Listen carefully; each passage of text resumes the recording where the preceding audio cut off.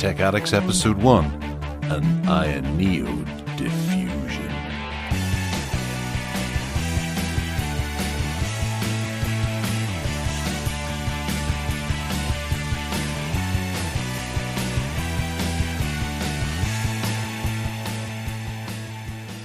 This week, a new Bluetooth speaker from Xiaomi, walkie-talkies, Ayaneo 3 with customizable controls, Gemini Live coming to Windows taskbar, the Galaxy Ring 2, and Ted's best phone of 2024.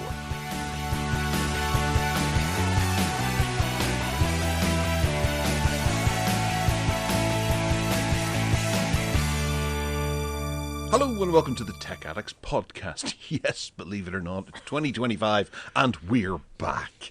I have Ted with me over there. See, there's Ted. Hello. Yes. Where have we been? Was the cry. Where have we been? What's happened? What's the score? Well, you know, we've been doing these podcasts for a long time. In fact, I was trying to work out how far back the podcasts did go, and I think I've been doing them for about 15 years. On and off, wee breaks here and there. So just took another wee break. But now we're back with a plan for 2025 to continue with consistent content, but also incorporating them all important wee breaks.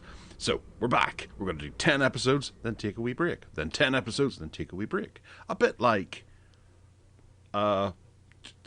Jim will Fix It used to run. What? Like that. Or TV shows that ran like that. Top Gear would run like that. They would have 10 episodes and then they'd take a break.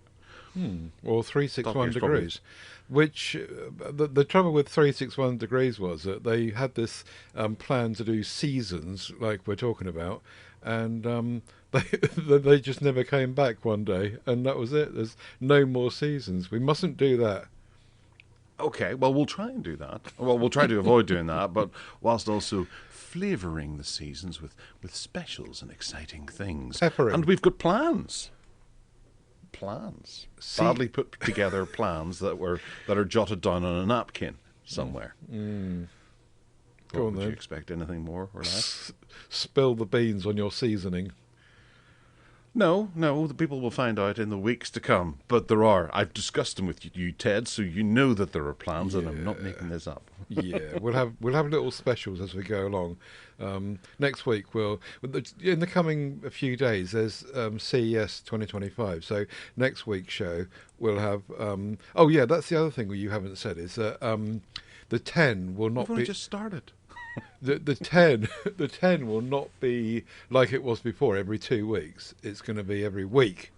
Yes. And so next week we'll have the CES stuff to cover, which I'm sure there'll be oodles of. So and so on.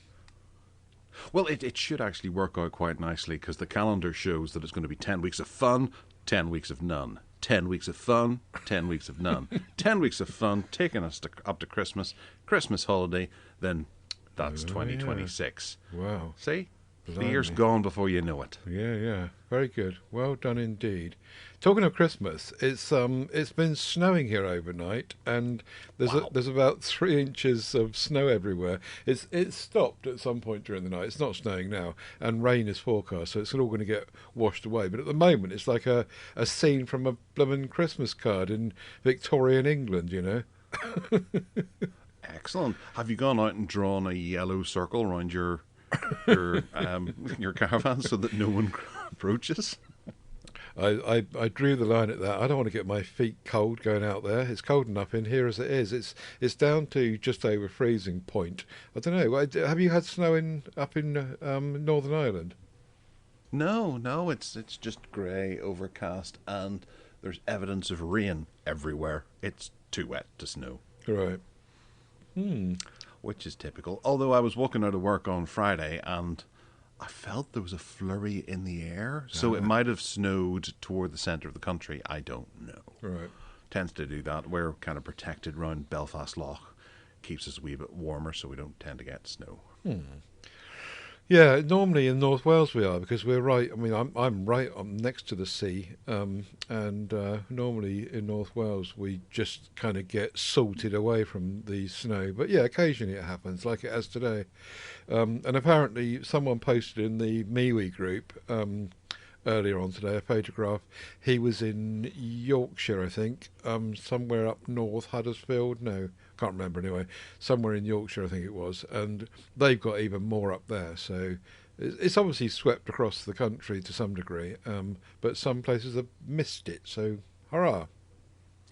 Well, yeah, it's kind of cool. I don't like the snow. I hate the snow. In fact, it's one of my least favorite things because I've got a long commute to work, so it causes brain aches and things like that in the morning, and everyone, no one can drive. Even at the slightest shower of rain, it slows everyone down to a crawl. So whenever snow happens, people, I don't know, panic and have heart attacks and drive it even slower than the snail's pace.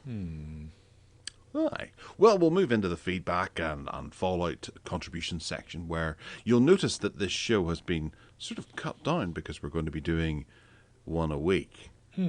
Which I don't know if you're more excited about that, if you prefer the big long shows that you could sink your teeth into, or you were just looking at going, no way, that's over 2 hours long. There's no way in hell I'm listening to that. So hopefully this will be a nice sort of more manageable bite-sized chunk for you to listen to. I imagine this episode is probably going to be a wee bit longer because we're explaining nonsense like this, but once we get into the swing of things, I'm hoping that it's going to be a nice wee 45 minutes to an hour every week for you to enjoy. Absolutely. And thank you to those people in the MeWe group that have actually noticed we were missing. Quickly. Well, there's people here and there. There was MeWe group. I got a few comments on YouTube here and there, and a few tweets to say, where are you? Are you still alive? Yeah. But yeah. But yeah, there was particularly Jon Trimmer was after us, and Gareth Williams.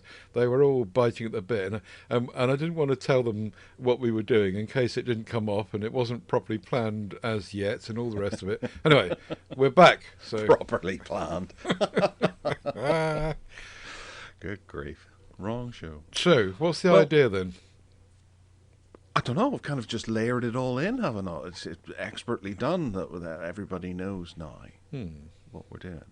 Okay. Do you?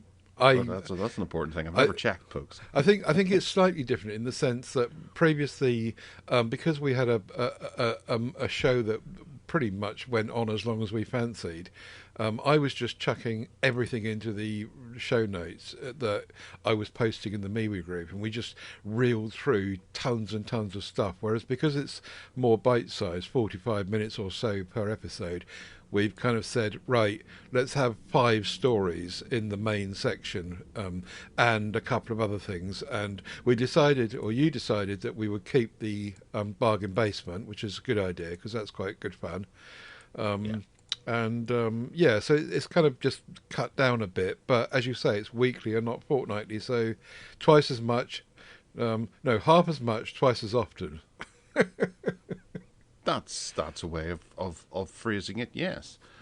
So we're going to take maybe 5 or 6 interesting bits of technological news and have a wee jabber about it, a wee discussion about what's going on in the world of tech as we see it. Or if you have anything that you think is particularly interesting and we should talk about in the next show, then do get in touch with us by emailing it to us at gareth@techaddicts.uk, or we're on Twitter at techaddictsuk, and then Ted's on Twitter too if you want to get him instead of me, or I'm on there, it's at Gareth Miles, and we can have a chat that way. And I'm using Blue Sky a bit more often now. Ted's obviously on MeWe, and that's a good way to get in touch with him and send debt collectors letters and things like that as they come about. But yeah, that's that. Okay. And my Brave browser has just crashed. Oh, blimey, that's your Linux rubbish, you see. Oh no, it's there. It's working again. Oh. I don't know. Something happened there. Okay, so, right, we'll get into the news and see what's been happening. So, first off, we're going to start with Xiaomi, because they've released or announced a couple of two new exciting little doohickeys that you can play with. One's a wee bit more exciting than the other, but I think they're both worth mentioning because it's nice to see them, because one of them has a bit of a killer feature as well.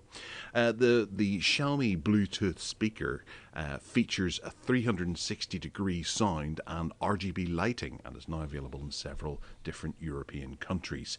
And it's going to cost about 50 quid, which is really cheap, and it looks like a big speaker. Ted, do you want to take us through some of the specs on this?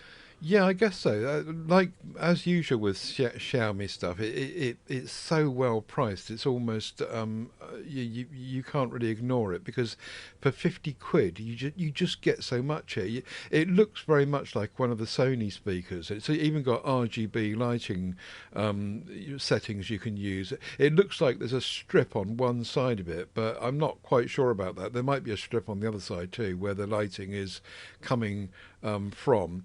And yeah, I mean, like the Sony ones of the same kind of size and ilk, they, you can use the app to set the lighting arrays and whatever you want to do to customize that. If you've got a Hyper OS Connect app on your phone or other device, a home device or whatever, you can also use that to adjust all the settings and so forth. So they've kind of done a deeper dive than many of them do with these speakers. It's got a IP67 dust and water, so 6 for dust and 7 for water, and it's got two 10-watt tweeters, a 20-watt woofer, and two passive radiators. 93 decibels claiming for its top sound, and this 360-degree thing, which is again what Sony were trying to do, and mixed reaction to the success of that. 4,800 milliamp hour battery, 17 hours. They reckon. Again, I mean, these figures for batteries lasting on speakers, you've got to really assume you've got to assume that you're kind of not using the lighting, and it's 50% volume. I think is the general standard. And USB-C for charging looks really nice. It looks like a classy act, and it's just bonkers money, isn't it? 50 quid. Yeah. There's also a pretty cool little feature that allows you to connect up to 8 of these units together via Bluetooth, and have a massive wall of sound in front of you or around you. But 8 of them going with the customized RGB lighting could create quite the party. It could, you couldn't, and you can control it through Mi Home and Xiaomi's app as well. The kids will be down with that. I reckon that could be quite the rave in the living room. It's got NFC as well, and it's got Harman audio tweaks to play with. NFC is not always present on some of these cheaper speakers, but that's quite handy, not for paying at Tesco, but for just hooking up other speakers to the system. Yeah. Well, the other thing that they're looking to hit out with is this. It's a sports walkie-talkie that supports 5,000 kilometers of range. That sounds ridiculous, 5,000 kilometers. But I think walkie-talkies are one thing that's not really quite taken a hold of by technology companies. They're all into making phones and things like that. But a walkie-talkie is something that really does feature heavily on a lot of people's want lists. I always want a walkie-talkie. I've got a few, but I never really use them because I've got a phone. But you got no mates, kid. I know my son uses it, and when we go on holiday, we'll take them with us, and they'll generally run out of battery after a couple of days, and that'll be that. But these are new sports walkie-talkies, and they're designed for various outdoor activities, so they're kind of weatherized. They do support 4G networks for the 5,000 kilometer range that allows one-to-one and one-to-many communications, which is an interesting way of putting it. And then they can also do voice calls as well. So if you're going up Ben Nevis, then you can take one of these with you and stay in touch with the people at home and report on how you're doing, and they'll be able to check in with you and things. So it does have a real fancy, sophisticated security system built in that'll make you feel a bit more secure when you're out doing your outdoor activities. There's built-in noise reduction to deal with wind noise and stuff like that if you're, I don't know, abseiling or up Ben Nevis. It works with skiing speeds up to 60 kilometers per hour and cycling speeds of up to 40 kilometers per hour, which is kind of cool. There's also walkie-talkie features that are glove-friendly, so the buttons can be used without you having to take your fingers out of the gloves and potentially risk frostbiting them, freezing off and falling off. And it's got a 1030 milliamp hour battery for up to 24 hours of continuous use. What do you think, Ted? Would you have one of these if you were going up Ben Nevis? If I had, frequently do. If I had the use for one, I absolutely would. I love the hardware. If you look at a close up of the photograph that we've got in front of us here, it's clearly made beautifully. It's got buttons on the side like a Canon or Nikon SLR camera. That scroll wheel, which says volume and group on it, I'm not quite sure what that does or how you use that, but that makes it look very much like a device that I think it was OnePlus or no, was it Nothing were producing. It was a little a pair of headphones with a. Do you remember? It was a few weeks back. I think we covered it on the show, and they were producing a little pair of headphones, and you could control it from the case, and the earbuds case had that little scroll wheel in the corner. The design of this looks very, very similar to that. So going back to what you were saying about 4G and making phone calls, so essentially this is a phone as well. So if you wanted to make a phone call to someone, I don't get what the 4G network does, but if you've got 3,000 miles of range anyway, or does the 3,000 miles of range include being able to use 4G? I don't quite get that part of it. I think that does sound a bit more like allows them to be able to boast that technology inside of it, where we can do up to 5,000 kilometers here, but it's using phone masts. Okay, so if that's the case, then you would say you can use it right across the world, because if it's going to hook up to 4G and make voice calls, then there's no 3,000 mile limit. You could call Australia on it, couldn't you? Well, if you were to go out to, what is that remote place in the middle of the Pacific Ocean, like there's one island way out there that is the farthest from any other place, and you're not going to get reception there. No. So someone would probably sue. Yes. Anyway, it's a lovely little gadgety bit of kit, and I would love to be able to say that I would have the need. I suppose I could give one to my dad and keep one myself, and we could keep in touch that way. But then we've got phones. But this will be free. You'll be able to keep in touch with them via walkie-talkie for free. Oh, I see. And it's so small, you can just attach it to a pocket or put it inside your pocket, and you can hear someone go pop, pop, pop, pop, and pick it up. Walkie-talkies are always a wee bit too large, or they've got a clip that you can put them in your pocket and things like that, but they're just that wee bit too large to carry it and a phone. This way you can stitch it inside a hat or a coat or something like that and just forget about it. Very nice. I love the hardware though. It looks like it's beautifully made. Yeah. The price is around about $55. No. I'm guessing that's for one. Really? So two of them, so you can have a mate, will be $110. Good grief, that's cheap as well, isn't it? Yeah.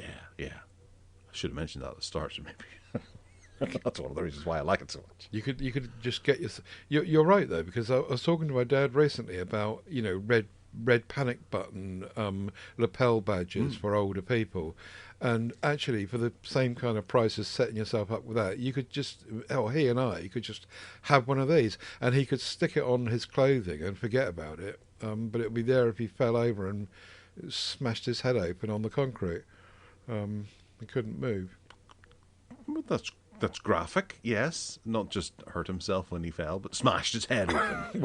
And his brains were splattered all over like vegetable soup. They were actually. The reason I used that example was that's exactly what happened in the summer or a few weeks ago, and I had to ferry him off to A&E to get stitched up. Scooping his brains back into a Ziploc bag. Indeed. Anyway. All right, moving on to the next story, which is a little less graphic, but I'm sure Ted will find some way of being able to make this a bit icky. The Ayaneo 3 is a new gaming handheld, and I suppose there's quite a bit to talk about here.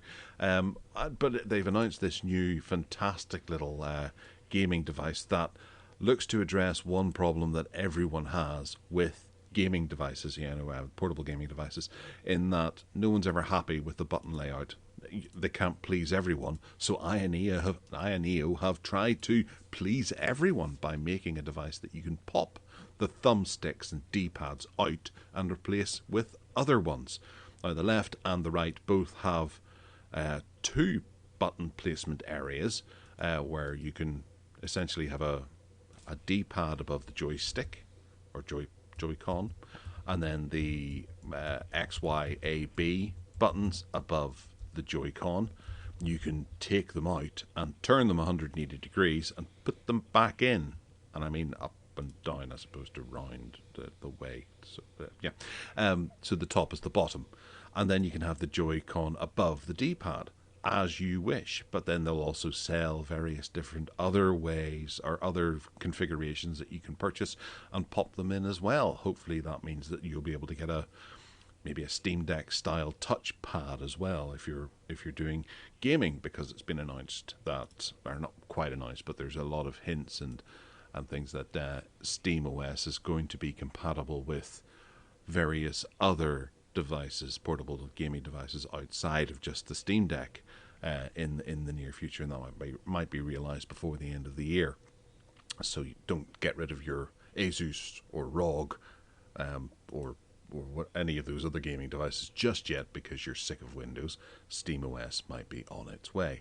Ted, what did you think of this? Would this satisfy your craving? Would this get me back into gaming? And make me try harder to enjoy gaming. I don't know, but it's certainly it's got the great fiddle factor, hasn't it? There was one device that I was using. Fiddle factor. Yes, one device I was using.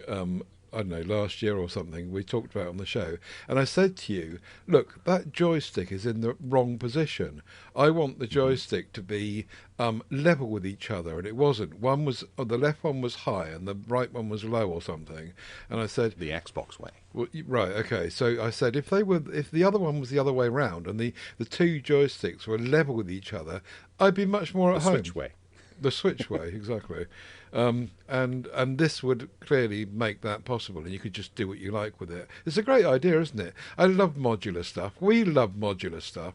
Anything that's modular, we're all over, and giving choices to users and letting people, customise their gear is an absolute winner. I just hope that, unlike Motorola and the Moto mods, they don't decide to just ditch the whole system and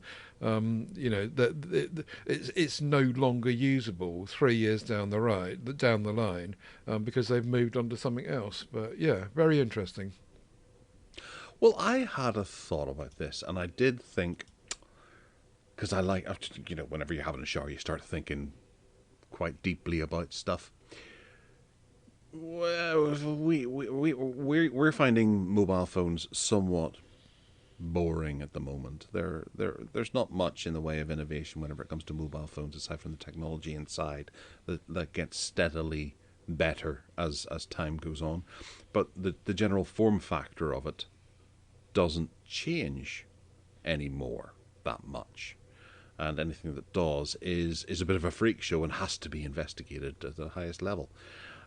Whereas way back in the, 20 odd years ago, when we first started the Tech Addicts podcast, which was called Mobile Tech Addicts back then, we were doing all kinds of different hardware that was weird and fascinating, and they had antennas sticking out here and there. They sometimes had keyboards, sometimes didn't, sometimes had touchscreens. They had rotating dials and knobs and things to fiddle with. And there was no kind of right way of doing things.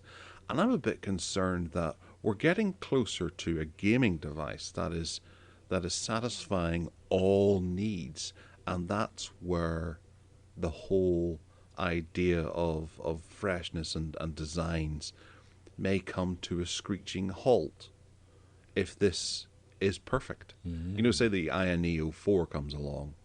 If this is perfect, then it's not going to be as good as the Ayaneo 3 because they'll have done something. They'll just make it bigger and people go, oh, it's too big now. And it'll just continue with the same design over and over again. And then everyone else will start to copy because this is one that's selling.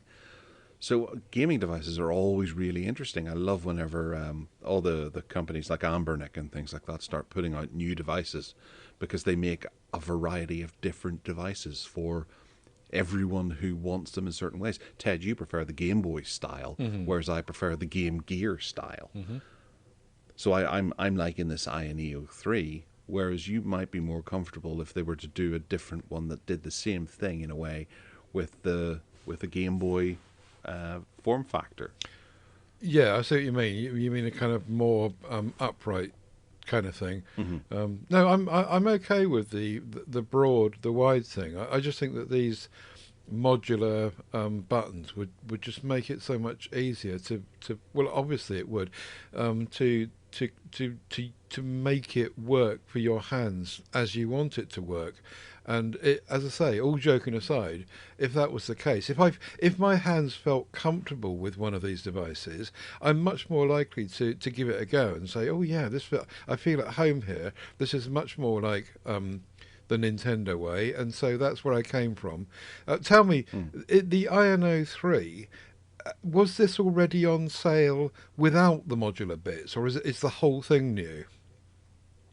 I don't think so. I think the last one they put out was the Ayaneo Pocket. I think the 3 is the one for this year. Okay. I might be wrong about that. I haven't done a deep dive into Ayaneo yet because there's no way I'm ever going to be able to afford to buy one. But maybe one day I might. Are they expensive? They usually are, because they usually have a bit of a powerhouse underneath. And this will be one that benefits from SteamOS. So this modular system will be quite a lot of money then. Probably, but then you'll be able to just pick the ones that you want, the two that you want, and I imagine they'll default with the ones that are there, which is what you want, but you have to turn one of them. Oh no, you want them in that configuration. Depending on what configuration you're looking at, I suppose. Well, not the one I'm looking at. Yeah, I would just turn one of them round so that they were level, but but it's just nice to have choices. And I'm looking at the pictures of all of the modules on their website. I put a link in the show notes here to their website where it's got a picture of them all laid out alongside each other, and there's so many combinations of buttons and presses, and you probably know what all these are for, but there's a C button and a Z button, and I've never used a C button or a Z button. It's always been like A, B, X, Y. C and Z? What? And it's the D-pad as well. You can pick what type of D-pad, if you have a cross or you have a circle. And I do think there is a touchpad there as well, mixed with the that's right, cross D-pad. I see that. Yeah. So yeah, there seems to be 6 at the moment, but maybe there's going to be more, or there'll be more demand. But you buy a couple and just pop them out as depending on what game you happen to be playing. Brilliant. Fiendish. Indeed. That's what you usually say. All right, next up is we're going into AI here because Gemini Live may soon be integrated into the Windows taskbar. The Chromium patch suggests that a floating panel for Gemini Live in the Chrome browser, which would then be integrated, and this integration could make Gemini Live a key part of the browsing experience in Windows 11, which I do believe some people would be a bit happier with that than Copilot, would they not? This person would, certainly. I never use Copilot unless Gemini can't find or do the thing I want it to, then I suddenly realise at the bottom of my Windows computer screen there's this button that is for Copilot, and I thought, oh yeah, there's that button down there, and I click on it and then try and find what I want to find on that instead. But my default is always to go to Gemini Live or Gemini itself or whatever flavour of the month it is this month for Gemini.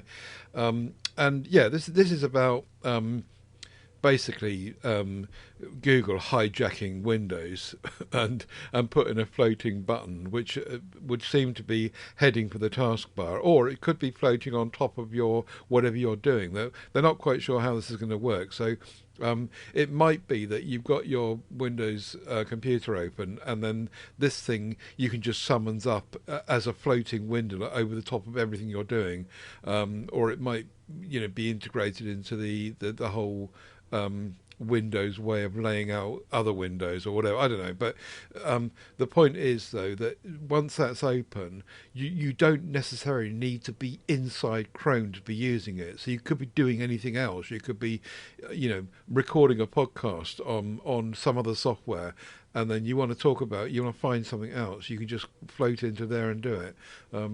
But yeah, it's essentially a Chrome feature, and them. As this article says, using Chrome as a Trojan horse, which was a nice analogy, I thought. Yeah, that's quite right. But do you think that whenever it comes to AI, you feel more comfortable using a particular model? If you don't use Copilot, but you use Gemini quite a bit, don't you? I do. And would you prefer to have that on the desktop then? If it was there, I would use it more. At the moment, when I want to use Gemini Live, on my my bookmarks bar at the top of my Windows, my Chrome Windows, I've got a shortcut to Gemini AI, and so I can just click on that, and I can get there. Click, because I've always got Chrome open. This is just me. I mean, other people are different, obviously, but I've always got Chrome open, and 2 clicks away for me is Gemini Live. But then it does open in a new tab inside my whatever instance of Chrome browser I've got going, whereas this floating window would sit apart. Now I know you can take a tab and drop it somewhere else. You don't have to have it inside your current instance of Chrome browser, but this would just make it easier. That's all I think. And if they put a button on the Windows taskbar, well, I don't know if Microsoft would let them do that, will they? Or whether they can stop them. Yeah. Perhaps they can't stop them.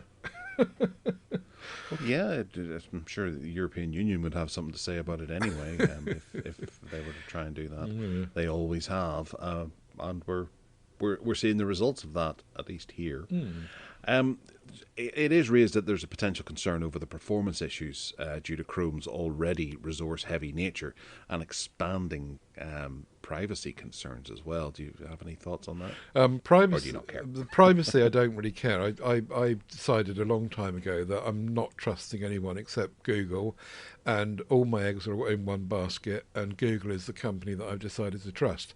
I've not come unstuck yet, and so that's absolutely fine.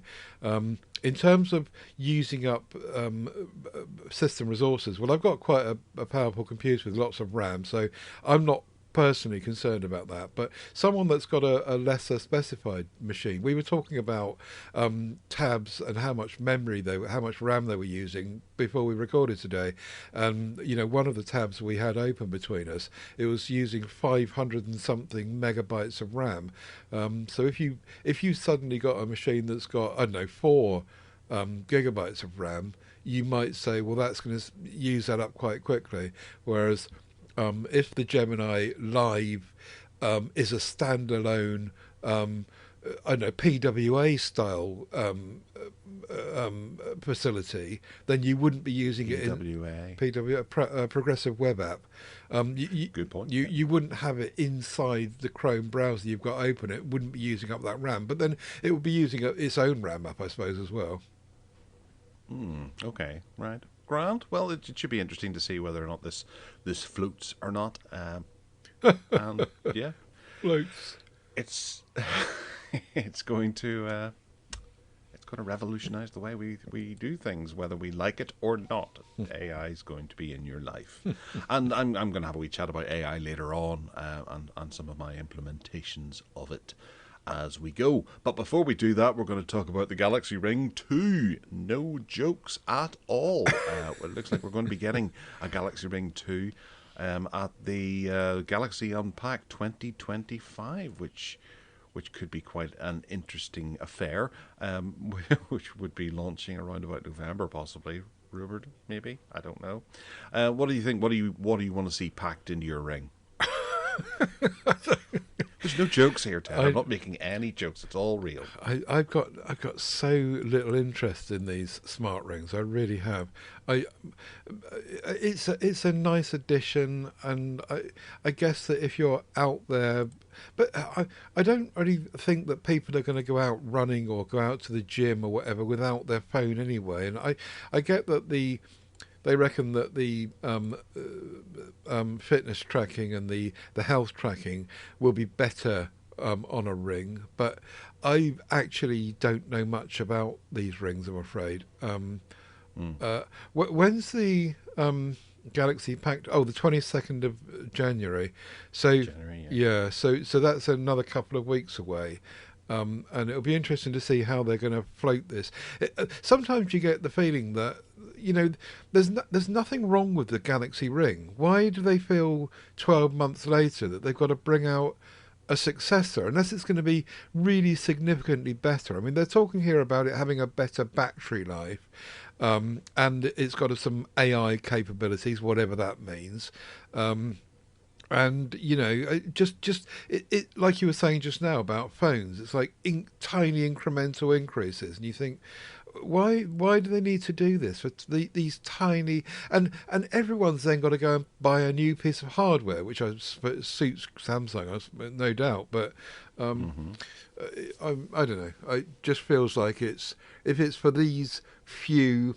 Even for someone that's into these Galaxy rings, if it's for these few benefits to upgrade it, people just won't. But then I suppose that's the same with Galaxy watches as well. People are used to. I'm still. I've got a Galaxy Watch 4 here, which is perfectly good, and they're now on 7, and it works absolutely fine. So I think Samsung are getting used to just churning them out and. Accepting that people are not upgrading for like 2 generations still. I think the Galaxy Watch 4 is really was their creme de la creme, wasn't it? Mm-hmm. Because they're repackaging it into the Galaxy Watch FE now, using that that's particular right. platform. I think you're right. But I did notice there whilst you were talking that one of the big things that they're expecting the Ring 2 to actually feature is sizes 14 and 15 when it comes to ring sizes. Yeah. So there are currently 9 sizes, and they're going to add 2 more. So they'll be capturing a whole new customer. Bigger people. They must have had, they must have had a lot of people saying, "Look, we can't wear this." Yeah. I don't know what size I am. I've never. Well, I've only ever. It was 12 years ago I got married, so that was the last time my finger was measured. Well, I have when I've had bought a ring in the past, I've always had the absolute biggest one. When I go to the jewellers, they just have to use the biggest size they've got on there. I think it's a Z. They measure you by their drains, do they? Exactly. I have such whacking great big hands. Which is one of the reasons I really can't stand wearing rings or watches to some degree. But I've got used to the watch now. But rings you can keep. Awesome.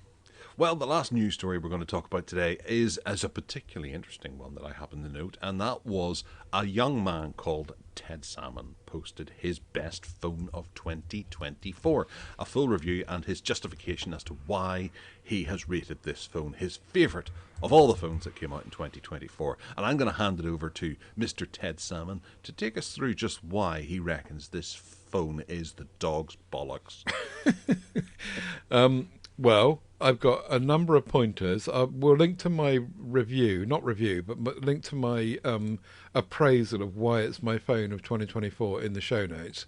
But just briefly to go through some of this, it just seems to be the best value now that it's down to under 300 quid. In fact, it was 249 somewhere I saw, from the starting price of 399. Even at 399, I still think it was an absolute great thing. One of the big things, the best things, is the software update. This is the first phone that Motorola have said we're going to give 5 OS updates to this phone and 5 years of security. Now, on the downside of that, Motorola will do that, no doubt, but they'll do it very slowly. So you won't get the fastest updates, but at least they're going to support it going forward.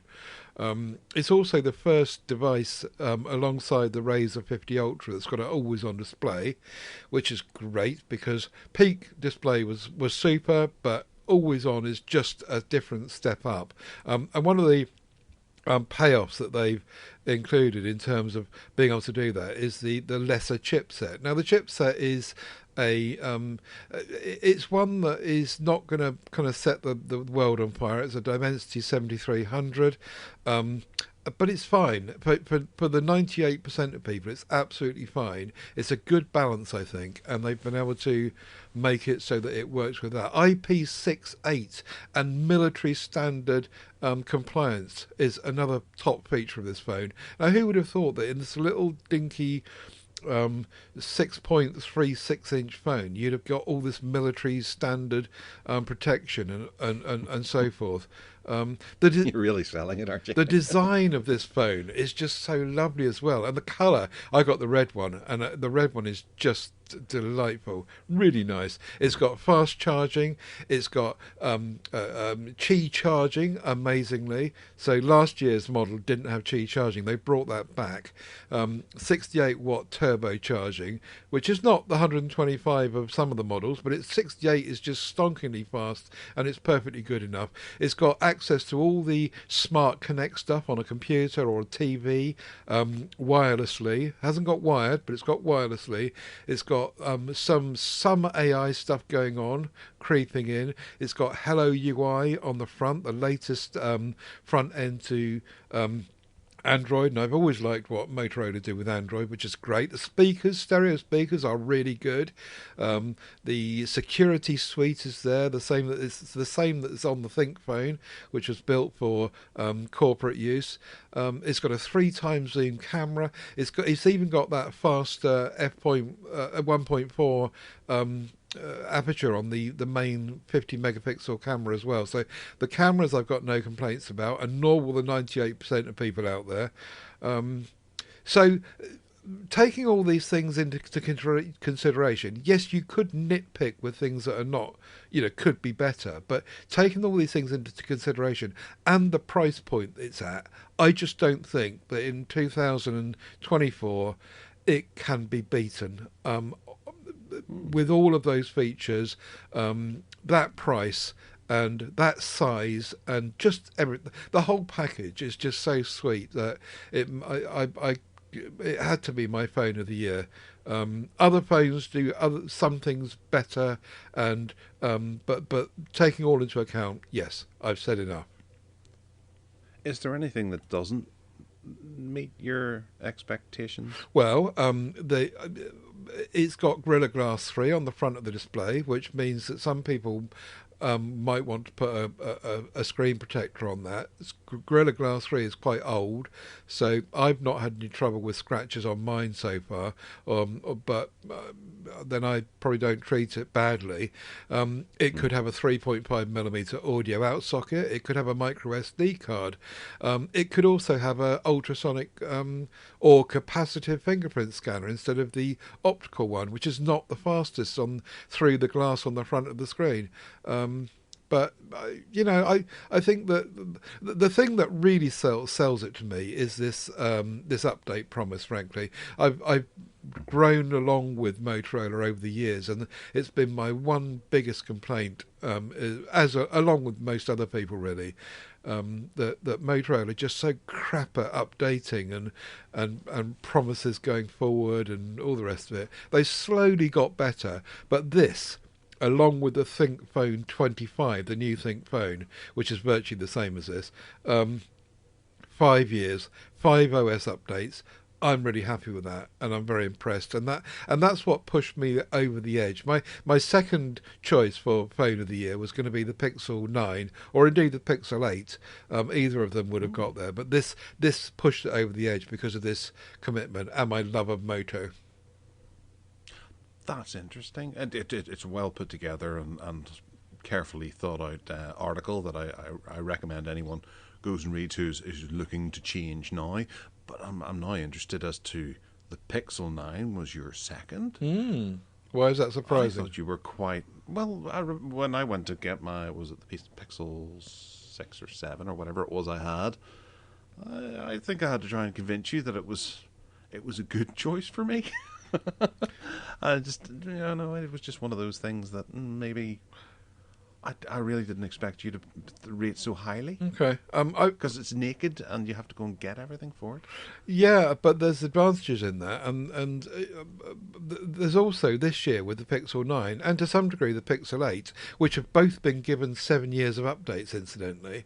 The two of those devices, particularly the 9, is getting access to all this kind of latest stuff from what Google are doing and what pushing out in terms of Gemini and all the features and updates are really, really quick to come through. Yes, you can easily say that Samsung devices particularly have got so many bells and whistles that it's really, really tempting to move away from Pixel because Pixels have been quite boring in a sense, but and expensive. The Pixel 9 is what is it 900 quid, I think, or is it 800 quid? Anyway, it's a lot of money, and when you compare it to this Moto phone for under 300 quid, which of course it doesn't do anything like what the Pixel can do, but the money involved is so drastically different. But yeah, I mean, going back to your original point, I do see the benefits in Pixel phones, as I did the Nexus phones before them. It's just that for me, in my role on reviewing phones, I try to have a balance of stuff, and one of them being value for money. And this is why I came down on that side. But I do love Pixels as well, and I love being at the bleeding edge of what Google are doing. And I have one Pixel device always on the beta build, so I can test out new stuff and try stuff as well. So, yes, best of all worlds. Yeah. Thank you for that. That's interesting and a lot to think about there. Right, moving into the next section, which we usually do at the start of the Tech Addicts podcast, and we're just going to chit-chat about various different things that we find a bit interesting. I'll start just to get the ball rolling, and it's a fairly quick one this week because I realise time is ticking on, and we're introducing sections that's taking more time, and I'm taking more time by telling people that we're taking more time by taking more time. I moved last year from Windows 11 to Linux, and my life got better the instant I did that, and life is just better and better each day. It's an operating system that I walk away from going, that was nice, as opposed to shouting F words at the screen and trying to find things because of illogical decisions that are made by a company that rhymes with Rycroboff. Don't want to say that, but anyway. One of the things that I've done quite recently is that I use Linux Mint, and I also have a Synology as well. And on the Synology, I've started running a thing called Home Assistant. That is, it doesn't really need much of an introduction, but it's worth saying what exactly it is for most people who may not have heard of it. This is a particular structure that allows you to control all of the smart devices inside your home from one central location. And I've got it all up and running, and I've got all my bits and pieces from around the house that are still working after all these years into Home Assistant to try and make things just a bit more seamless and have one central location where I can get to stuff. Where Google and Amazon and things like that try to get you to maybe use voice commands or use their home apps and things like that, they're not they're not as as not complex, but they're not as expansive as Home Assistant can be if you want it to expand more and more.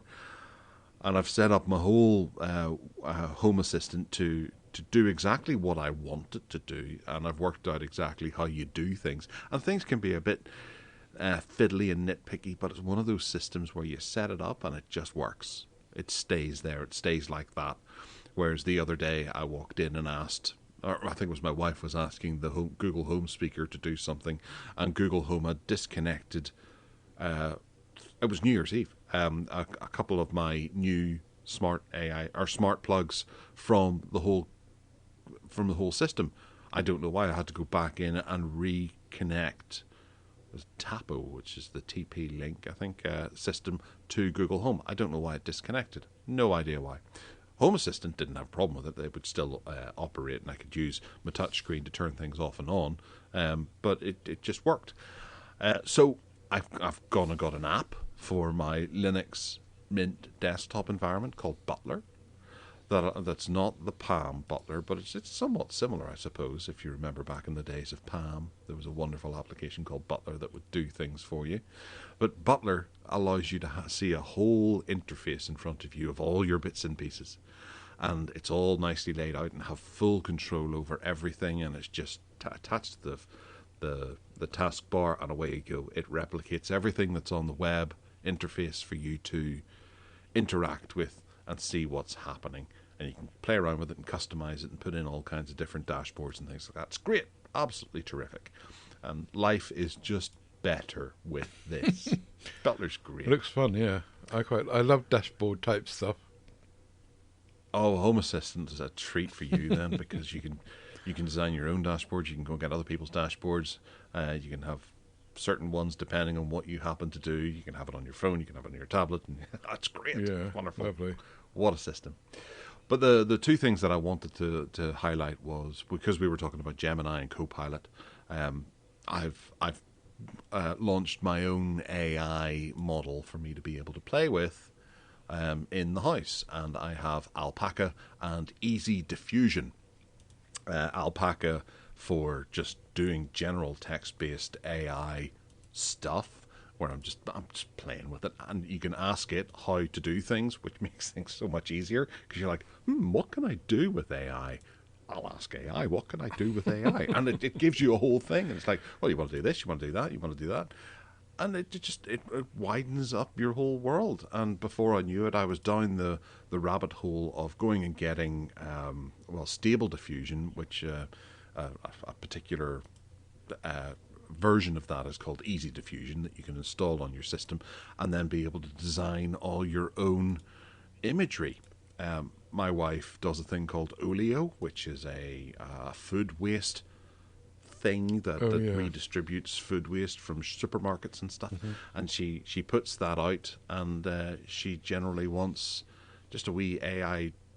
She's got into AI for generating an image to show people giving out food or coming and getting food in a seasonal way. You know, over Christmas it was snowy and things like that, and had a child coming up with a cart and filling it full of bits of bread and going home to elated parents in the house. And it was just that kind of thing of depicting what exactly happens, and I realised just how good it is. I'm not very good at generating imagery, but I've included two images, one of which is a stock thing that shows you how to generate an image in it in the show notes of an astronaut on a horse, and then my attempt to create a bikini-clad lady lying on the beach that turned out to be an absolute horrendous Thing-style nightmare. That's bizarre, isn't it? It's like a body horror film. It is. There's boobs everywhere. Yeah. It's crazy. I can count 3, or is that a butt? I'm not sure.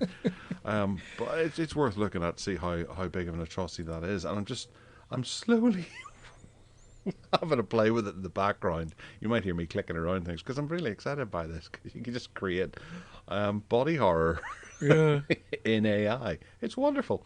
Those are a couple of things that have kept me busy over the last couple of weeks, and I've really enjoyed it. And I'm not relying on having to get tokens or using up certain tokens that run out by the next day. You get 6 new ones on Microsoft every day, I think. Maybe it's 12, I'm not sure. And if you don't get anything you like inside that time, you have to try again tomorrow. This is available for Windows and Mac OS as well.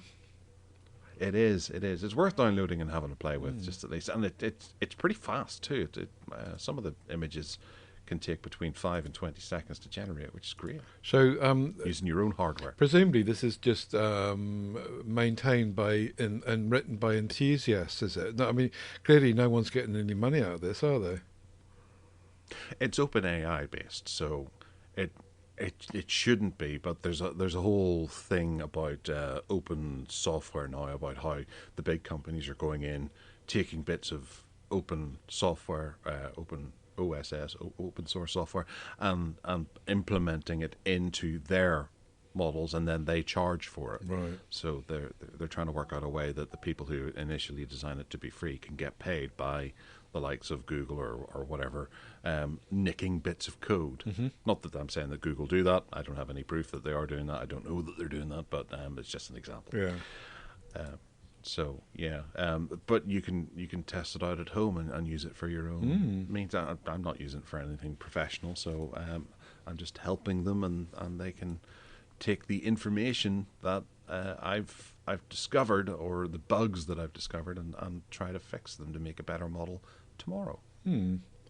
I've been using my Bing image creator, but you're right, the tokens are going down. I started off with 100, I think, because I've got a Microsoft 365 account, and I think I'm down to about 10 now. I've used about 90 of them, with something like that, you wouldn't be running out of tokens. You're right. Yeah. But, well, that's the thing, and that's my Linux life so far. We can go into bigger detail on future shows, as to what's happened, but we're pressed for time a wee bit. So, Ted, what have you been playing with in the last wee while? Just before we go there, I just want to say that I'm still waiting for Ian to get better properly and help give me another hand with getting my Linux up and running. It seems to have taken a long time, but it was just bad timing, and just as I was going to get on board with it, Ian got sick, and he was going to help me, lead me by the hand through sorting it all out. So it's still coming, and I am interested. Whenever you talk about it on the show, I'm interested in all these things you link to, and they look great fun, and they look very oldie worldy in a sense, and some very, very modern. Well, oldie worldy in terms of those control panel-y things, very old-fashioned Windows-y type things. But anyway, but also very modern, like in with the thing you just described with the picture creations. The thing that I wanted to just pose quickly was about the Chromebook Plus, and a couple of questions really. Is that, firstly, is it something that we need? And secondly, why is there no tablet-based 2-in-1 models that have got Chromebook Plus? Because I can't find any anywhere. All the Chromebook Plus models are all set laptop-style Chromebooks. Some of them fold round, so you've got some, yoga-style ones, but most of them are just set models that sit looking at you. Now, the cheapest way in to get a Chromebook Plus model that I can find is the Asus Chromebook Plus cxxxx, which is £249. But it doesn't review particularly well in terms of hardware. It works and it's fine, but it's also not a 2-in-1, which is where I started. There's base criteria for some of the stuff that you need to have in order to comply with Chromebook Plus. But the more I read about it, the more I'm thinking that for Joe Public, for us, for me anyway, outside of the education circles, And if you don't want to play around with generative AI right on Chrome OS, like help me write stuff and magic eraser in photos and AI generative backgrounds for your video shooting and all that kind of stuff, that blurring your background behind you when you're on a Google Meet meeting or a Zoom meeting. If you don't want to do any of that, then you really don't need a Chromebook Plus, and it's not a big deal. But you would have thought by now that Chromebook Plus would be the standard, that new stuff is coming out on, but it's not. That there's an awful lot of Chromebooks that are still being created now and made and sold that are not Chromebook Plus, and the emphasis seems to be shifting a bit into certainly the education sector, but also corporate and people leading teams and trying to get onto Chromebooks that way. So I just thought I would make the point that if you're thinking about buying a Chromebook, then have a look at the Chromebook Plus stuff, but also bear in mind what I've said, and just question yourself as to have a look at the pros and cons of Chromebook Plus and say, do I really need this? And it's still okay to buy an ordinary Chromebook. Yeah. It's something that I think it's almost far too much of the average consumer to have to worry about whenever they're walking down PC World to try to choose a laptop. Mm-hmm. They can just about understand that there's a difference between a Chromebook and a Windows laptop. Mm-hmm. But for them to have to actually dig down and find more under Chromebook, that's not something that people are going to be too interested in doing. No, and it's not being pushed, I don't think, particularly. They are printing Chromebook Plus on the back of the screen, on the outside of the casing, if it is a Chromebook Plus. But I don't think it's being pushed particularly to the public. The Lenovo Duet 11-inch, which is just late last year was released, is a really lovely little 2-in-1, and but I was just amazed that it's not a Chromebook Plus, and they haven't complied with what they need to do to make it so. But I think that the 2-in-1 concept is really difficult to then make Chromebook Plus as well. If you start to dig into the criteria, which we don't really have time to do that now, but you'll see that the 2-in-1 to comply, it makes it difficult. But anyway, there you go. It was an interesting little foray that I went into. Yeah, it is, yeah. And it's a pity we're not doing a longer show. All right, so into the bargain basement we go, where we've got a few exciting little bits and pieces knocking about. Ted, did you put this one in first, on the Logitech? I did. This is the MX Keys Mini, which we've both got the MX Keys not Mini in front of us. I assume you have still as well. This is the Mini one, which is not for me because it hasn't got a proper cluster of cursor controls. But for many people it is, and it's been reduced from £109 to £69.34, and it's a very, very nice keyboard if you're not bothered about the cursor keys. Oh yeah, it's almost the perfect travel keyboard, although I suppose you do need to use a USB as opposed to... Well, you can still use Bluetooth. You can, yeah. You can, yeah. Nice. Mm-hmm. Very, very nice. I nicked these this time, but they were the bigger versions than what you normally talk about. These are the Sony WH-1000 XM5s, and they are on sale, down from £379 down to £245. But also on Amazon, there is a voucher of £36.76 that you can apply that takes it down to £208.24, which isn't quite half price, but it's not kicking the arse off it. The great headphones for a lot less than what they should really be. I think that's the cheapest I've ever seen them. In the same way as my next item is the year older version, and the XM4s are being sold for £149 with the voucher, 170 something, 140. I've never seen both of these, the XM5 and the XM4. I've never seen them so cheap. So go and grab them. They're fantastic, both of them. Yeah. They are. They're lovely. And you have the XM4 too. I do. They're wonderful. The best headphones I've ever had. Ever. That's top praise. I hinted at this earlier. Well, actually, no. I said I bought them earlier, I think. The Tapo smart plugs with energy monitoring. I bought a pack of 4 of these during Black Friday at something like £17, which is tremendous value. But they're doing one for £8.99, down from £12 at the moment. And these things are really, really pretty good. They work with Home Assistant, and they work with their own app too, but they also give you a good bit of energy monitoring, so you can see just how much energy you're burning at a point that the device is turned on. So if you have it hooked up to, I don't know, your TV area or just a light, you can see just how much energy that's burning. I've hooked it up to one light that I get really infuriated that people keep leaving on during the day whenever they go to school or go off to work. And I'll come home and find out that that's still on at 6 o'clock at night. and I'll show them the amount of energy that it's used and the polar bears that no longer live because of that light. No, in order to get that energy monitoring, you've got to use Tapo's own app, their own app, haven't you? No. Well, if you use Home Assistant, it can tap into that information and put it into work with other things that have it too. Okay, well, I'll give you an example. This week I was trying to set up, I was trying to get rid of the Tapo software from my phone, and I thought, right, Google Home can do this.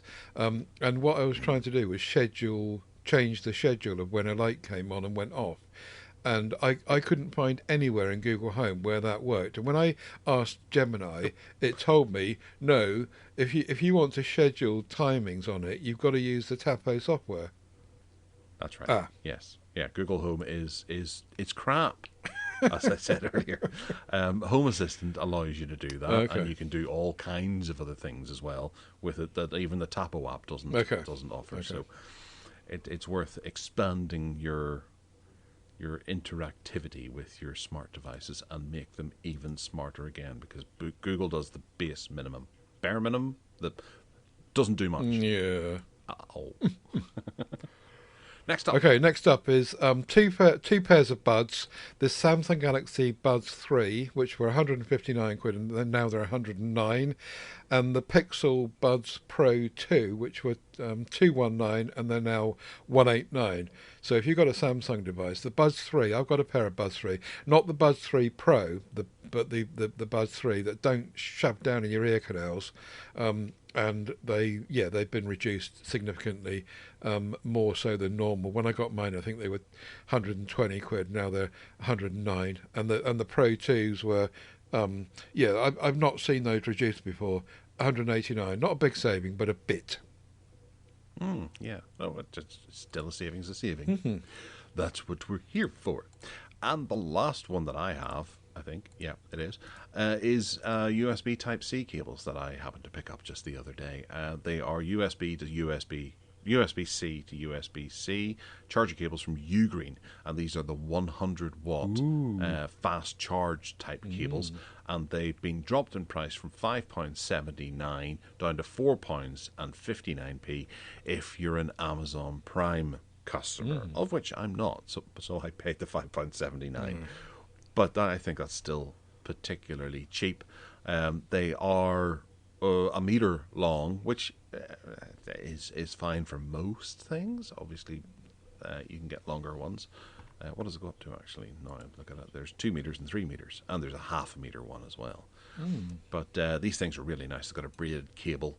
They're quite tough, and they just do what you want them to do. They're great. Very nice cables. They look lovely. 100-watt printed on it as well. Very, very nice indeed. Oh yeah, I hadn't noticed that. Useful. And what's the last one? That's it. I've done it. I rolled my 2 buds into one. Ah, very good. How efficient of you. And I've just wasted all that time by getting you to explain that and then said this, which is typical for me.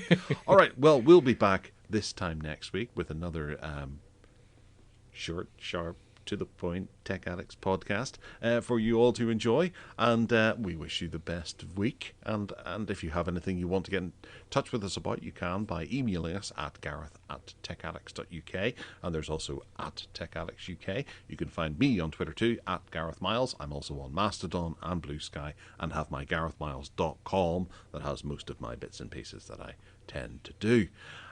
Ted, where can they find you? TedSalmon.com is where I am, and all the links to all the stuff I do goes out from there. And I spend most of my time in terms of socials in MeWe, links in the show notes to that, and also at TedSalmon.com. If you want to buy me a coffee and thank me for putting all this time in that I do, you can do that. It's at paypal.me/TedSalmon. And yes, I shall look forward to coming back next week.